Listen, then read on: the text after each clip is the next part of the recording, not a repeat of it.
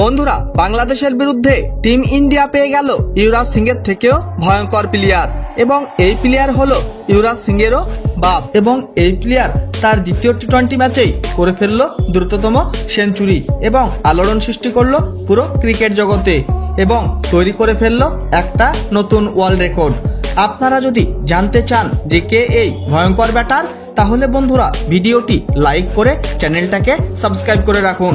বন্ধুরা, শুরু হতে যাচ্ছে ভারত এবং বাংলাদেশের মধ্যে দুটি টেস্ট এবং 3টি টি-20 ম্যাচের সিরিজ।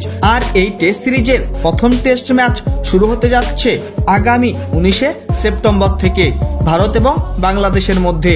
আর এই ম্যাচ শুরু হয়ে যাবে ভারতীয় সময় সকাল 9:30 চেন্নাইয়ের মাঠে। কিন্তু বন্ধুরা, এই টি-20 সিরিজে বাংলাদেশের টিমকে ধ্বংস করে দেওয়ার জন্য টিম ইন্ডিয়া পেয়ে গেল যুবরাজ সিংয়েরও বাপ। হ্যাঁ বন্ধুরা, আমি কথা বলছি অভিষেক শর্মার। অভিষেক শর্মা হচ্ছে টি-20-র একটা ভয়ঙ্কর ব্যাটার। তার কারণ হলো জিম্বাবুয়ের বিরুদ্ধে দ্বিতীয় টি-20 ম্যাচেই অভিষেক শর্মা করে ফেলেছিল দ্রুততম সেঞ্চুরি এবং খেলে ফেলেছিল মাত্র 47 বলে 100 রানের তাবড়তোড় ইনিংস, প্রায় 213 স্ট্রাইক রেটে, 7টি 4 এবং 8টি গগনচুম্বী ছক্কার সাহায্যে।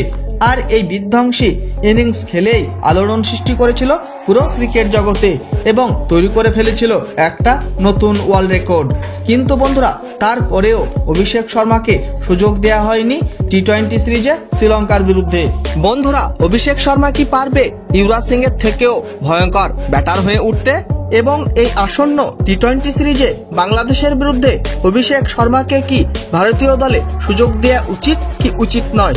অবশ্যই কমেন্ট করে জানিয়ে দিবেন আপনাদের মতামত। বন্ধুরা, ভিডিওটি শেষ পর্যন্ত দেখার জন্য ধন্যবাদ জানাই। তাহলে দেখা হবে নেক্সট কোনো ভিডিওতে।